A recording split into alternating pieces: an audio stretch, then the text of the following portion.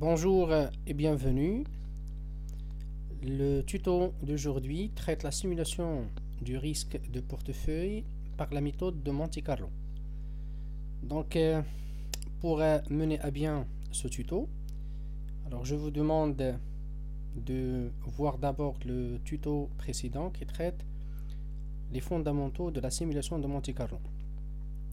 Aussi, il est intéressant de faire un petit rappel sur la loi normale, parce que pour le risque de portefeuille, on va appliquer cette loi pour mesurer le risque, pour faire une simulation du risque.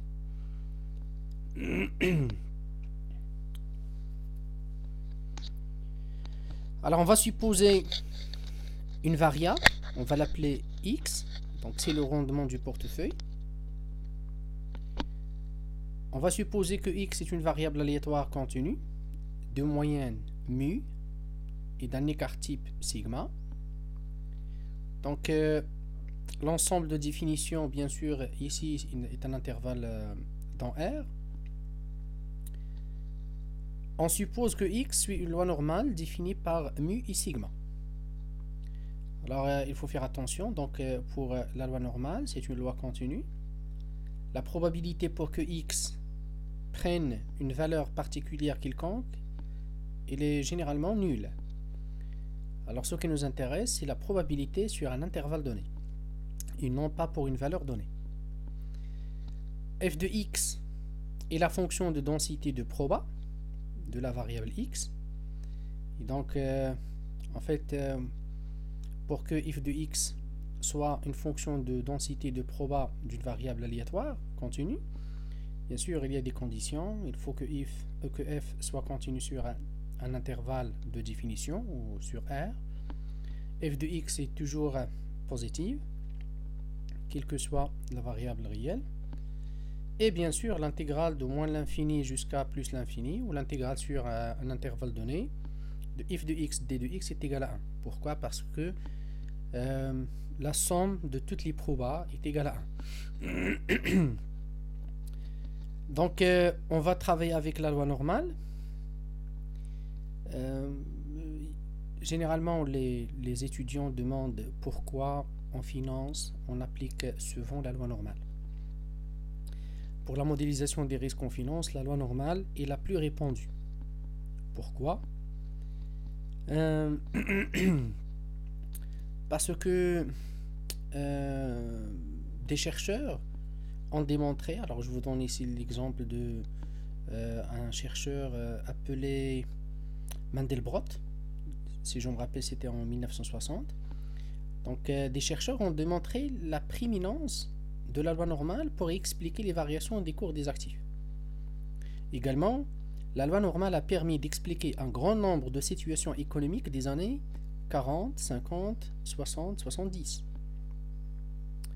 Aussi, la loi normale par rapport aux autres lois de proba permet d'avoir des résultats qui sont très proches de la réalité. Et donc la loi normale, c'est une loi très puissante par rapport aux autres lois. Mais il faut faire attention aussi, la loi normale présente des limites. Pourquoi? Alors Fama donc, a supposé certaines conditions pour appliquer la loi normale. Par exemple,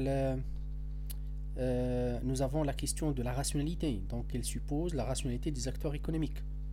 Également, il suppose que toutes les informations nécessaires pour expliquer le cours, donc ces informations sont déjà intégrées dans le prix de l'actif, le prix de l'action. Alors, ce qui est loin d'être réel sur les marchés financiers. Pourquoi? Parce que nous avons la question de la rationalité limitée, Herbert Simon. Donc, et comme exemple pratique, nous avons observé le caractère moutonnier des investisseurs dans le cas des bulles financières, ce qu'on appelle l'instinct des troupeaux.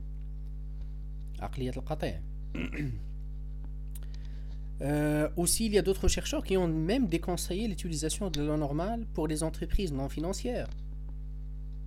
C'est vrai, il y a des lois alternatives suggérées par certains chercheurs. Alors, il y a une loi appelée la loi de Zipf, ou ce qu'on appelle En fait, ce sont plusieurs lois, les lois de Zipf ou les lois de puissance tout simplement. Donc ici, nous avons un exemple, la loi de Pareto représente une loi de Zipf. Alors je crois c'est la première fois que vous entendez parler de la loi de Zipf. Donc oui, c'est vrai, il existe une loi appelée loi de Zipf. C'est une loi très importante, très intéressante. Donc elle est due au mathématicien appelé George Kingsley Zipf, développé cette loi. Donc il a appliqué cette loi pour étudier la fréquence des mots dans un texte donné. Donc je vous raconte juste une petite histoire de cette loi. Donc il a étudié la langue anglaise. Alors il a calculé la fréquence des mots. Alors il a trouvé par exemple le mot le plus fréquent, c'est the, donc THE. Alors ce mot, c'est le mot le plus fréquent. Alors si on suppose par exemple dans un texte donné, si ce mot se répète 1000 fois, alors le deuxième mot le plus fréquent va se répéter la moitié, et donc 500 fois. Et si on trouve également un troisième mot qui se répète plus, donc au troisième rang, alors on va trouver que ce mot-là se répète 250 fois. La moitié du deuxième. Le deuxième représente la moitié du premier. Donc voilà ce qu'on appelle la loi de Zipf. C'est une loi très importante qu'on peut appliquer également en finance. Alors je ferme cette parenthèse des lois ou de cette introduction. Rappel maintenant sur la loi normale. Puisque nous avons parlé ici, nous avons dit que f de x est la fonction de densité de proba de la variable x. Et donc la fonction f de x s'écrit de la façon suivante. Donc x est une variable aléatoire définie sur un espace probabiliste. Et donc f de x, ou la loi gaussienne, s'écrit de la façon suivante. 1 sur sigma de racine de pi, exponentielle, moins 1 demi, x moins mu sur sigma au carré. Et donc dans ce cas, x suit une loi normale définie par mu et sigma.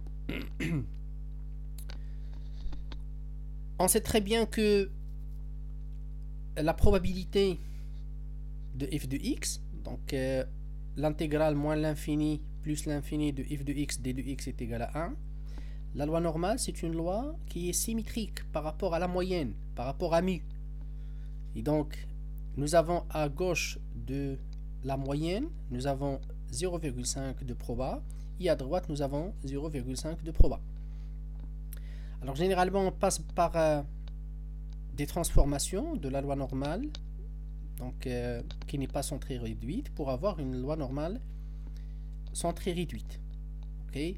Et bien sûr, si x suit une loi normale définie par une moyenne et un écart type, ou peut-être une variance, c'est la même chose en fait, alors toute transformation de x suivra aussi une loi normale. Et si vous avez x suit une loi normale, y suit une loi normale, alors la somme également, x plus y, est une autre variable qui suit la loi normale. Alors voilà la représentation graphique. Donc la loi normale, il est symétrique par rapport à la moyenne, par rapport à mu. Et donc à gauche, nous avons 0,5 de proba, à droite, nous avons 0,5 de proba. Alors également, on peut discuter l'aplatissement, mais ce n'est pas intéressant pour le tuto d'aujourd'hui. Alors pour centrer et réduire, et donc passer d'une loi normale simple à une loi normale centrée réduite, donc on travaille avec une statistique z qui représente la transformation, et donc z est égal à x moins mu sur sigma. Si x suit une loi normale définie par mu et sigma, alors z suit une loi normale 0,1, une loi normale centrée réduite. Et voilà la fonction de densité d'une variable qui suit une loi normale centrée réduite. Donc f de x, alors mu est égal à 0, sigma est égal à 1. On remplace tout simplement au niveau de la fonction de densité, on remplace mu par 0 et on remplace sigma par 1. Et voilà la fonction de densité d'une variable qui suit une loi normale centrée réduite. Alors pour calculer la probabilité, nous avons besoin d'une fonction de répartition. Alors comme nous avons dit, Alors on ne calcule pas la probabilité en un point, mais sur un intervalle donné. Et donc ici, f de t, c'est l'intégrale de moins l'infini jusqu'à t, donc moins l'infini jusqu'à la valeur t, voilà l'intervalle f de x d de x. Alors on peut faire appel à la table de loi pour calculer la proba, mais les logiciels, y compris Excel, permettent de donner directement la valeur de cette probabilité. Et donc sur Excel, on va travailler avec la fonction de la loi normale et aussi avec la fonction de la loi normale inverse. Alors on va voir plus tard la différence. Et donc voilà la fonction de répartition qui permet de calculer la probabilité. Et donc voilà la fonction sur laquelle les logiciels se basent pour déterminer la probabilité, tout simplement. On passe au cas pratique. Soit un investissement en portefeuille suivant. Donc nous avons un investissement en 4 titres. Alors chaque titre est défini par une rentabilité moyenne, mu, et un risque sigma. Alors on peut par exemple chercher sur la bourse des valeurs, 4 actions par exemple. Pour chaque action, on calcule la rentabilité moyenne. Alors nous avons la formule pour calculer la rentabilité, également le risque, c'est très simple, l'écart type de la variance. Plutôt c'est l'écart type, c'est la racine carrée de la variance. Et voilà les informations pour les 4 titres. Et on suppose un investissement total de 100 000 dirhams, réparti d'une façon égale, ok, 25 000 pour chaque titre. Alors ce qui nous intéresse, c'est la variation des valeurs de la rentabilité et non pas le montant investi. Alors en fait ici on va faire une simulation à une seule dimension. Par contre, si vous voulez faire des simulations sur plusieurs dimensions, ça veut dire faire des variations à la fois sur la rentabilité et sur le montant investi en portefeuille et par titre. Alors dans ce cas, il faut faire appel à des logiciels puissants, donc qu'on peut installer et associer même à Excel. Alors comme vous voyez ici, moi j'ai déjà un logiciel appelé Crystal Ball qui permet de faire des simulations sur plusieurs dimensions. La même chose pour un autre logiciel, c'est le plus recommandé, c'est ce qu'on appelle @risk. Donc c'est un logiciel très très important. Alors ici, donc les questions demandées. Voilà. Établir une simulation de Monte Carlo qui permet de calculer les probabilités associées à chaque résultat possible. Ensuite, quelle est la probabilité pour que le projet soit avec un résultat inférieur à 3000 ou avec un résultat supérieur à 4000, ou alors on peut imaginer plusieurs valeurs pour le résultat ou le gain en portefeuille cherché par l'investisseur. Passons maintenant à la simulation. Donc, avant de traiter cette simulation, pour faire la différence entre la fonction de la loi normale et la fonction de la loi normale inverse, alors on va prendre un exemple ici. Alors imaginez une variable aléatoire x qui est définie par une moyenne et un écart type. Voilà. Alors supposons que nous avons une valeur moyenne de 12. Voilà, une valeur associée à la variable aléatoire 12. La moyenne de la variable aléatoire elle est de 6. L'écart type il est de 4. Voilà. Alors on veut calculer la probabilité. Donc quelle est la probabilité de moins l'infini jusqu'à la valeur cherchée? Et donc jusqu'à la valeur cherchée c'est 12.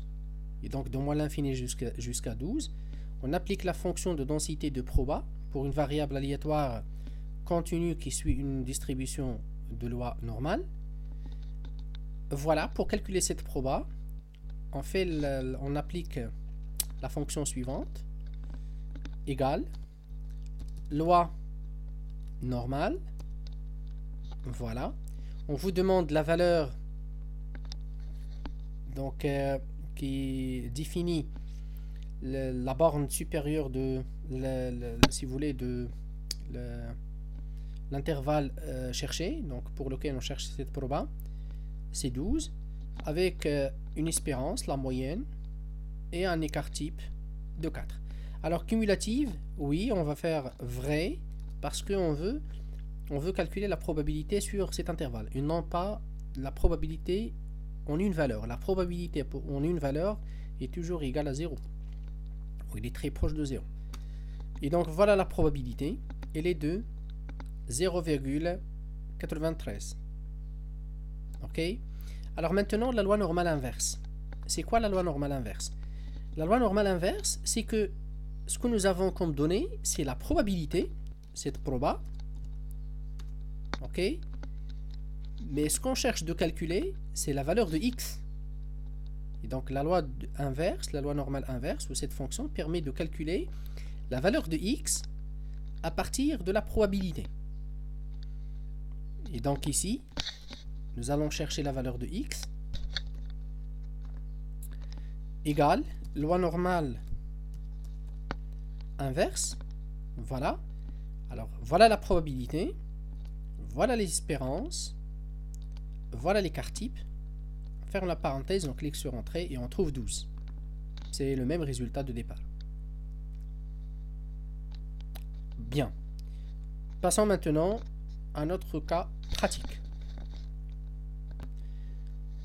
Donc, premièrement, on va calculer les rendements possibles pour chaque titre. Ensuite, on va calculer le résultat ou le gain en portefeuille. Alors, pour calculer les rendements possibles, nous avons ici la rentabilité moyenne, l'espérance. Nous avons ici l'écart type. Alors, on va choisir aléatoirement une valeur qui appartient à l'intervalle de variation. Et donc, ce qu'on appelle l'intervalle de confiance tout simplement. Donc, ici, nous avons mu plus ou moins sigma.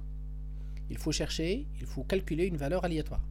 Et donc, pour calculer cette valeur aléatoire, alors comme vous le savez, ici, nous avons la moyenne, nous avons le risque, ok, nous avons besoin de la valeur de x, une valeur aléatoire de x.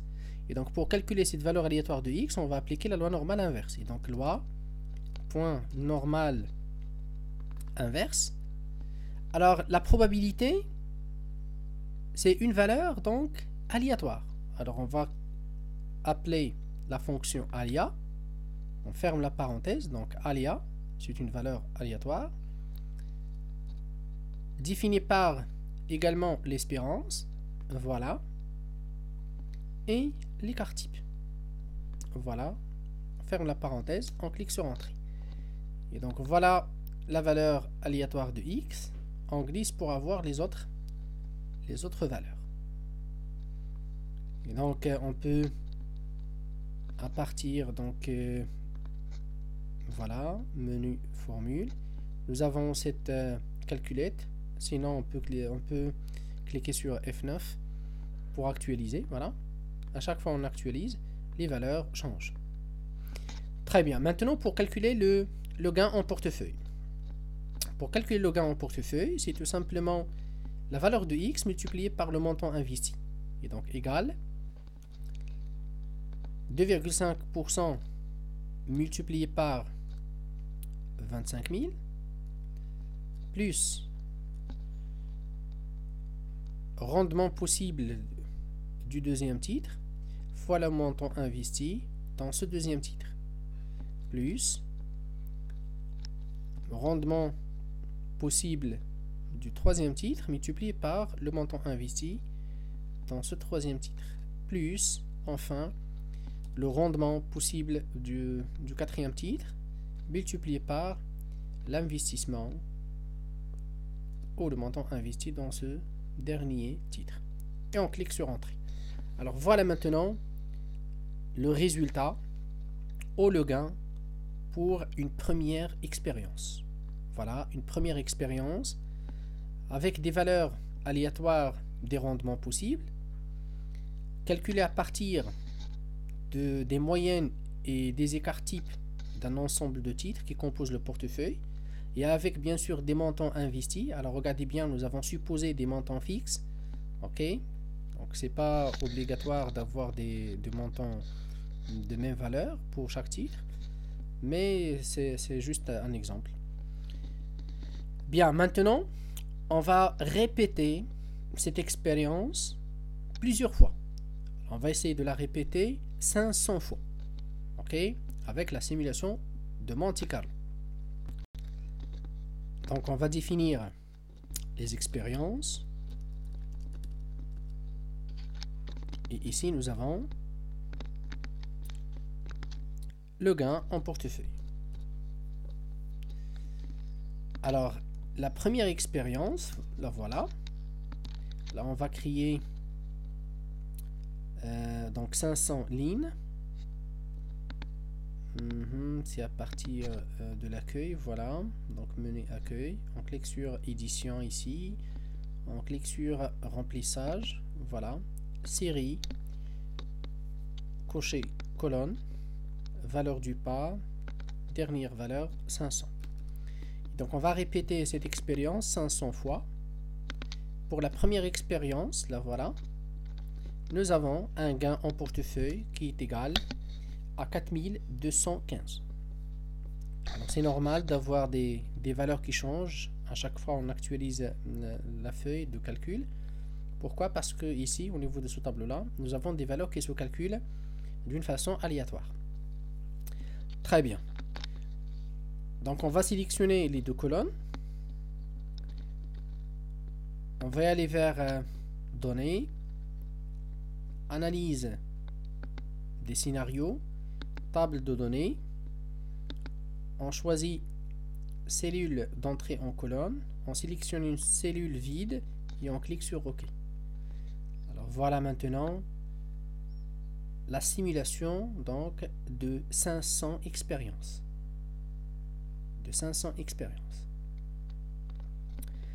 Donc on va calculer le gain moyen. Donc c'est la moyenne de l'ensemble des gains des 500 expériences. Voilà. Et on va calculer également l'écart type.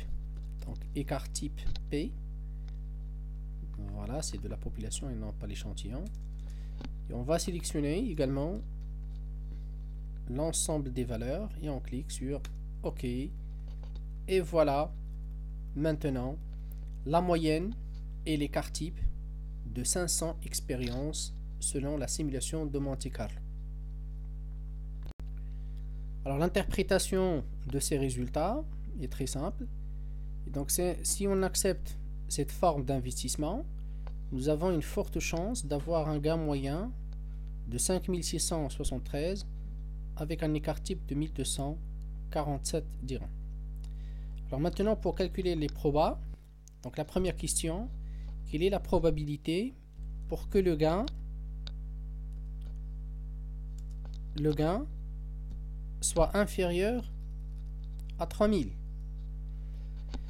Et donc, quelle est la probabilité d'avoir un gain inférieur à 3000? Et donc, pour calculer le gain, alors regardez bien maintenant, nous avons la moyenne, nous avons l'écart type, nous avons la valeur de x cherchée, 3000. Et donc, on va faire appel maintenant à la loi normale. Et donc, égale loi point normale, voilà. La valeur x cherchée, c'est 3000. L'espérance, c'est bien sûr la moyenne calculée ici. Alors, on va cliquer sur F4. Oh, c'est bon, c'est pas grave. Donc, 3000. Donc, voilà l'espérance. Voilà l'écart type. Et bien sûr, c'est une fonction continue. Donc, inférieur à 3000, c'est on calcule la probabilité sur cet intervalle. Vrai.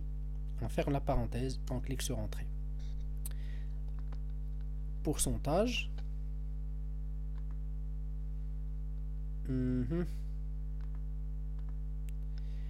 Et donc, pour cet investissement donné, nous avons une probabilité de 1,29% de réaliser un gain inférieur à 3000. Ensuite, pour calculer la probabilité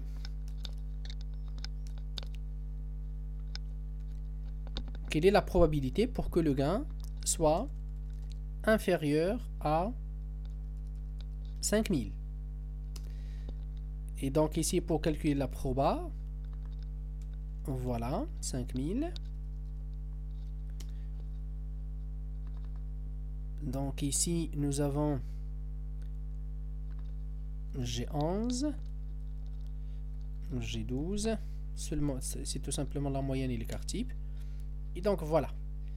Alors nous avons une chance de 28,22% de réaliser un gain inférieur à 5000. Alors pour calculer la probabilité, on va supposer également un autre exemple.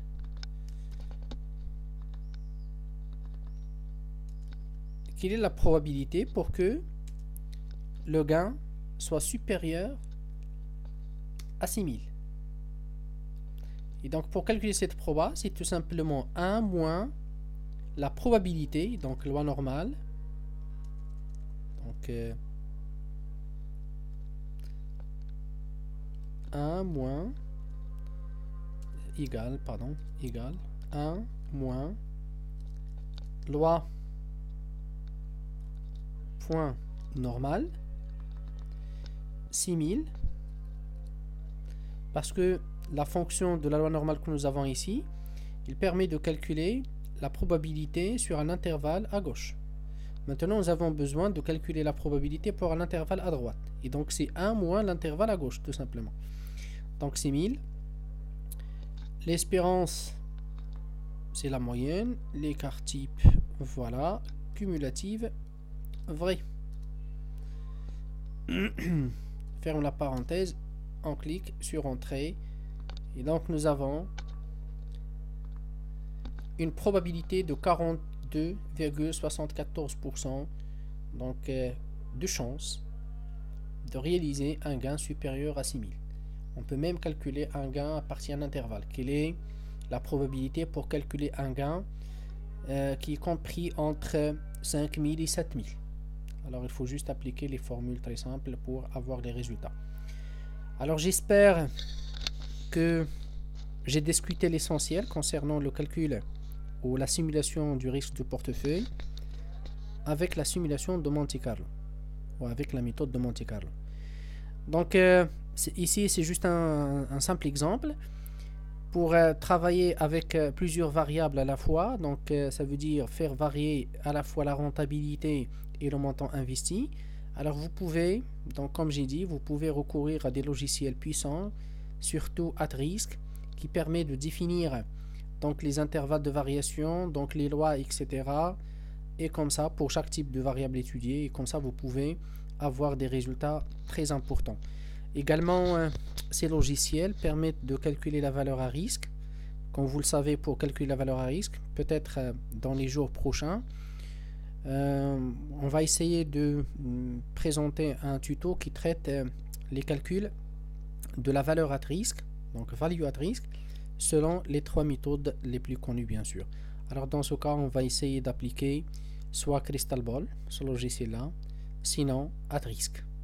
Alors ces deux logiciels permettent également de définir donc l'acquisition optimale d'un portefeuille, donc la constitution optimale d'un portefeuille et la définition de la frontière efficiente, etc. Alors merci et à la séance prochaine, au tuto prochain. Au revoir.